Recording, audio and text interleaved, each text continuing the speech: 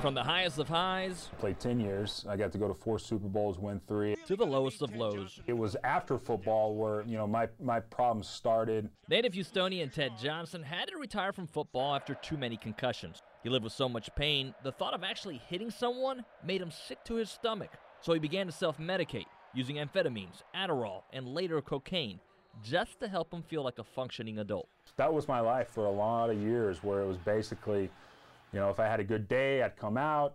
But for the most time, I'm not even exaggerating this, there was a few years there where I maybe stayed in bed half the month.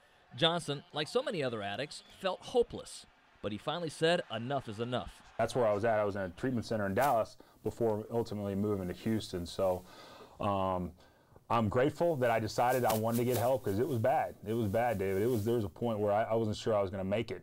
Johnson's been clean and sober for about a year, and in that time he found a radio career, a national and local radio show, which he says has been very therapeutic.